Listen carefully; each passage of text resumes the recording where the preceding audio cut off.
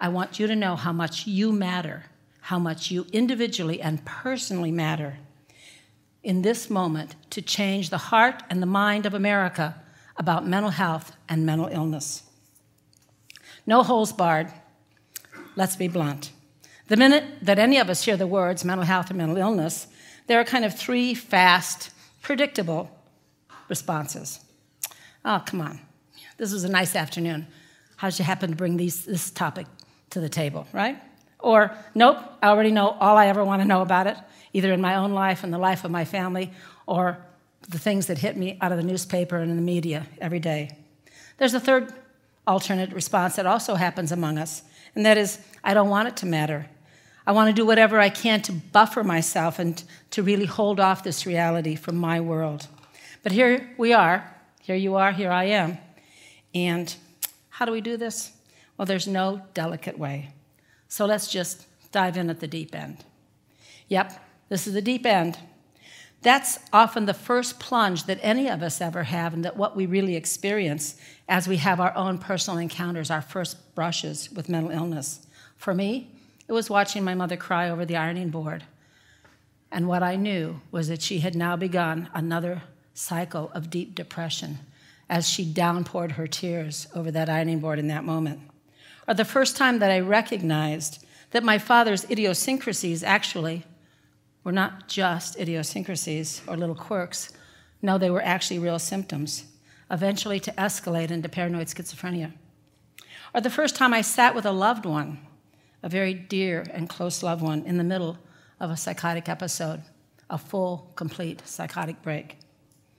When I was going to school, I read those words, I understood the meanings, but until you sit with it, you really never know what it looks like, what it feels like, what it really is in the life of another human being, and anyone who stands there to love and care for them through that moment. Or my husband and I, as we walked into our first family support group to look and to seek out other families like ourselves who had found ways to cope with the inbreaking of mental illness in their lives. Or the day that one of my dearest, closest friends texted me. And here's what she said in the text. Is there anything that you have observed about me that would make you think that I might have bipolar disorder? That was the opening for a long and warm and wonderful bunch of texts, talks, sometimes sitting together, and a friendship that has deepened over the months and years. So now you know, this is my deep end. This is the deep end of the pool, guys. I can assure you that the wit and wisdom of others have carried me through, that my life is now richer, more rewarding, more fulfilling, and more full of life and love than I had ever imagined when I first jumped in. Or maybe I was pushed, not sure. One way or the other, I got into the deep end of the pool. And I think a few of you probably have too. Okay, for starters, let me assure you that I would never have taken up or continued these last 10 years of dedicated volunteering and volunteer activities with the National Alliance on Mental Illness, with NAMI, unless each and every experience led me to a more hopeful and a more optimistic view of what is possible.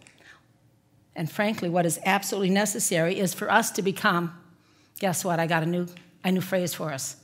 I want us to become deep end certified, okay? Are you ready? Are you with me?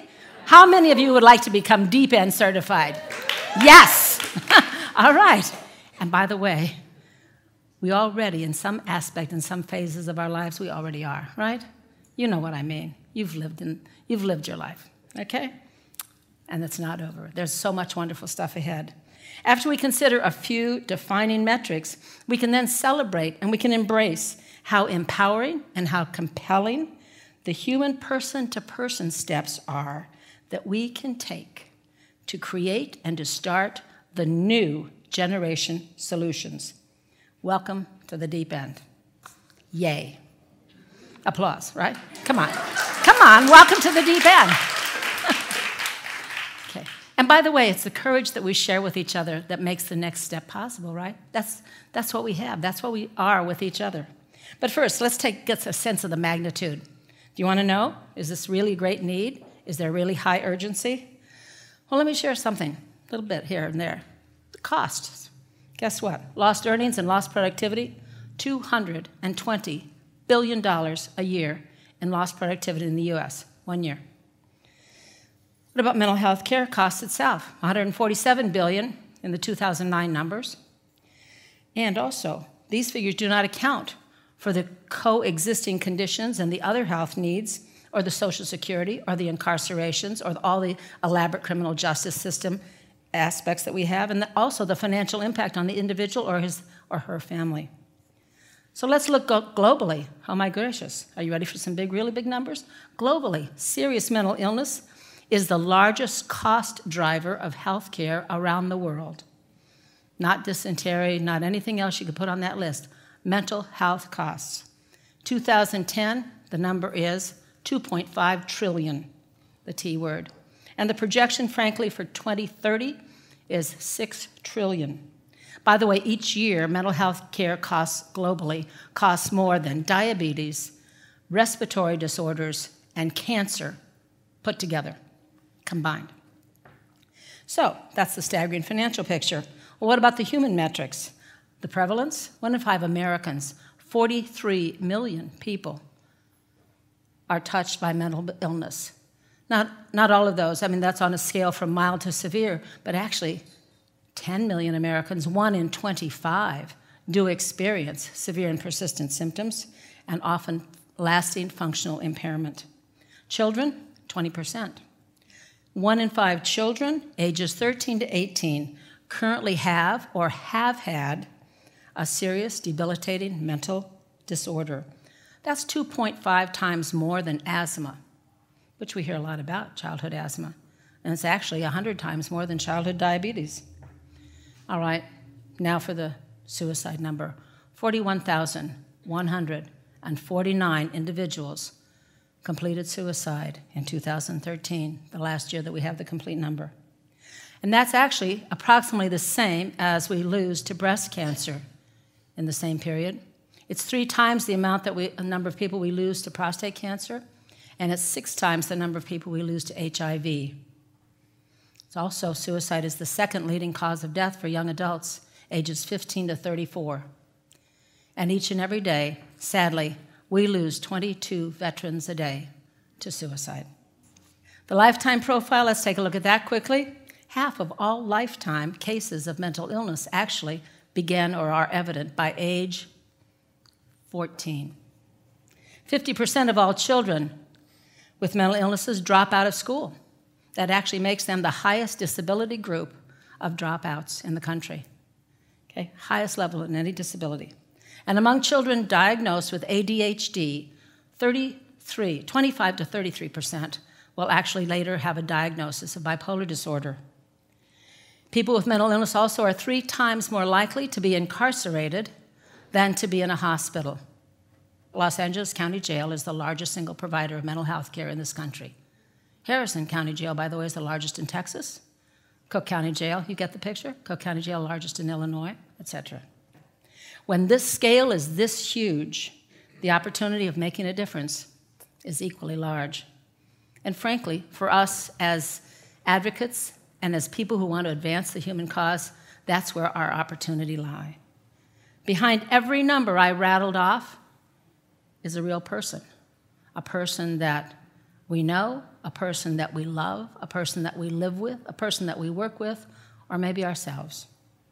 All hoping for a life of stability and recovery to meet the challenges of these complex illnesses and, frankly, the complex circumstances that often surround the symptoms. So here's where you and I come in. Here's precisely where you and I can really matter most. Simple steps make all the difference in the world. To change the cultural mindset, the community will, to bring that up, and also to really enhance the personal recovery picture.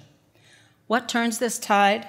Well, concrete, practical, proactive steps to change the frame, to change the stuck points. And also, how do we do this? It's pretty simple, one-on-one, by changing the conversation, by changing each and every conversation that we ever have in this area, in this arena. This is simple, low-tech, human, person-to-person stuff. And we can change the conversation once and for all regarding mental illness and mental health issues. First off, there is nothing purely mental about mental illness. Surprise you? No, of course not. Mental illness is a medical condition, not a character flaw, not a choice. Mental illness disrupts a person's thinking, feeling, mood, the ability to relate to others, and oftentimes manage daily life activities.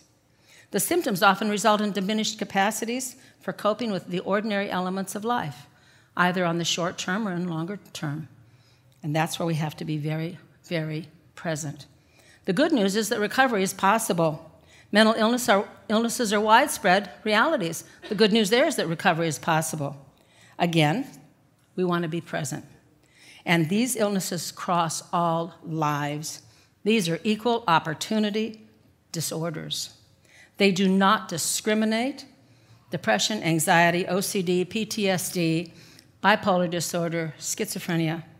They can touch every geographic or demographic niche, suburban, urban, rural, every socioeconomic area of our society, every occupational level, every education level, young and old, rich or poor, every ethnicity. So where do we begin changing the conversation? Shame, blame, guilt, judgment, fear, isolation. Those are the real enemies, folks. Those are the real enemies. And the good news is that we know that power of one idea. Each one of us has the heart and the humanity to make the shift. One conversation, one encounter, and one story at a time. Conversations that meet another person's pain and worry, their uncertainty or their anguish. Conversations that help each of us set aside the shame and the guilt. Conversations that speak compassion and concern instead of blame or judgment. In the midst of the pain and the struggles, you and I have the antidote. Connecting and caring. This is the essence of the new conversation, being present to another human being, not to fix them, but to be there. Through our words and our body language, we can remove or at least lessen and lower the shame and the blame and the guilt and the fear that in the past have prevented many from seeking help or treatment and instead perpetuated judgment and isolation. The cumulative effect has been to create barriers and stop any progress, to increase the isolation, and sometimes with this isolation, we're also increasing the grip that the illness has on human beings. We must see the individual first and not the illness. Then we're able to acknowledge a person's feelings, to hear their struggles, and to offer sincere compassion. With compassion and concern for another human being, we begin to break through the isolation and offer respect for them as human beings laboring under intense stresses and struggles. Healthy conversations remove the labels of disdain, of discrimination, and that's a big one. Patrick Kennedy called for the end of discrimination in mental health care and mental illness at the NAMI convention, and he has a rousing speech. I hope you can hear it online sometime. Healthy conversations can go a long way toward replacing fear and shame with early detection, early interventions, treatment possibilities, community supports, and solid prospects for resilience and for recovery. Well, while it may seem like a little shift, how we meet each other in these moments can be incredibly life-giving and life-changing in an instant. Every effort we make to remove the shame and replace it with empathy has enormous benefits. Empathy is the path to understanding. It's our doorway. It's a clear, uncomplicated response to what a person is struggling to convey. We can simply say, "That sounds so tough," or "The world must feel like a really lonely place sometimes," or "What you're dealing with must be really discouraging right now," or "This is a heavy burden to carry," or "I care about you. So what are the options that you are looking at right now?" The simple human stuff offers us countless ways to express empathy, dignity, respect, and connectedness. I can listen, I can be respectful and express empathy, even if I don't know exactly what another person is experiencing or what is needed in that particular moment. I can validate that human being and the weight another person is carrying, that shattering experience, even if I have no idea how to fix it or change it. So, the new conversation sees the person first and not the illness. The new conversation remembers that mental illnesses are not personal failures. Seeking treatment is not a personal failure. Setbacks are not personal failures either. Symptoms, seeking treatments, experiencing setbacks, these are all part of ordinary ebb and flow of medical illness and recovery. The time is now to engage the new conversation because why? Well, this is it, guys.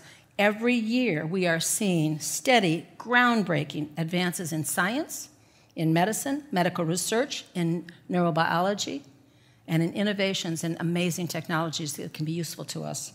We are discovering new pathways, advanced treatments, new possibilities for early detection, and swift first episode intervention, which, by the way, saves brains, just like we can save brains in a stroke if we get there fast enough. So more research also is in the offing, incredible research. And one stunning, unprecedented moment of good news in 2014 is that 2014 saw the largest single philanthropic gift by a person, by an individual, in the history of mental illness and mental illness research, $650 million. Let's hear an applause for the man who gave that money. Yep, absolutely. Unreal, unbelievable. A great celebration, a tremendous, can you imagine the ripple effect that had out in the world of mental health and mental illness? We were ecstatic when we heard of the news. We can also celebrate the new brain initiatives underway in the United States, as well as, frankly, Japan, China, Australia, and Europe. These initiatives are only a few examples of what the U.S. and the global efforts are looking like now that are in place. They're unprecedented collaborations, remarkable breakthroughs on the horizon, new technologies, and frankly, there are even new disciplines, the names of which have not yet been invented or are starting to be. You're starting to see them in the literature, all offering new hope and significant advances and innovations. So, here we go, guys. Now, like ever before, you're needed. You're needed very much because the timeliness and the importance of this new conversation, our new person-first conversation, is right here for us to create new openness and new understanding, to capture these changes, to take them up, and to be ready to apply them to our lives, to our communities, to our families, to our loved ones, where they are so badly needed. So that's the invitation. I think we can do it. Come on. Thank you.